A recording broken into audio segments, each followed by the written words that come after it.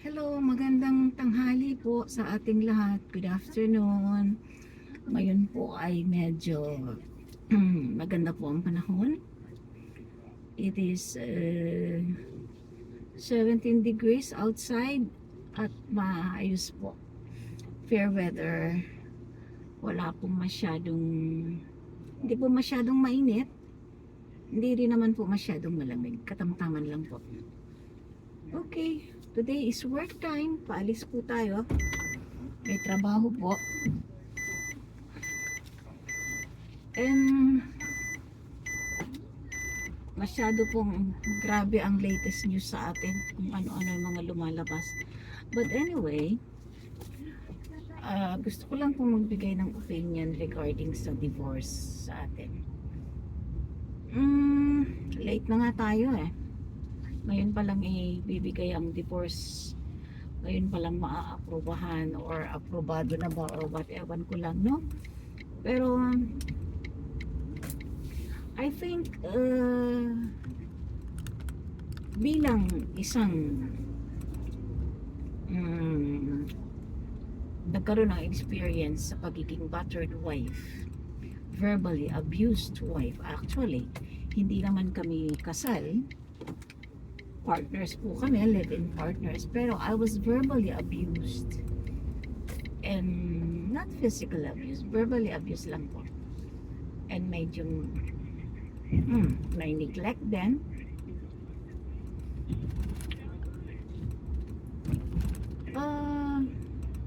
Siguro naman kapag nagkaroon ng divorce sa atin, sana naman po hindi ganun kalaki ang perang involved. Di mayayaman lang ang makakapag-divorce. Paano na po yung mga walang kaya, walang kakayanan para humiwalay sa kanilang mga asawa legally? Meron nga pong annulment of marriage, pera din ang katapat. Ewan ko lang. Pero it's about time na ma-approve ito and magkaroon naman ng kalayaan ng bawat isa. Minsan kasi merong pagsasama na talagang hindi na maganda and nai-involve din ang future po ng mga bata. Hindi bale kung mga parehong mayaman, parehong may kaya, ang both parties, kaya nilang suportahan ang kanilang mga anak. Paano po kung walang kakayahan? Kawawa naman po ang mga bata. Hindi naman po kasalanan ng mga bata na sila ay ipanganak dito sa ating kamunduhan. Pero I think it's about time for both parties to be happy, to have their own, to share their own happiness to their own loved ones. Kung may nakita na po ang bawat isa, bakit po ang hindi?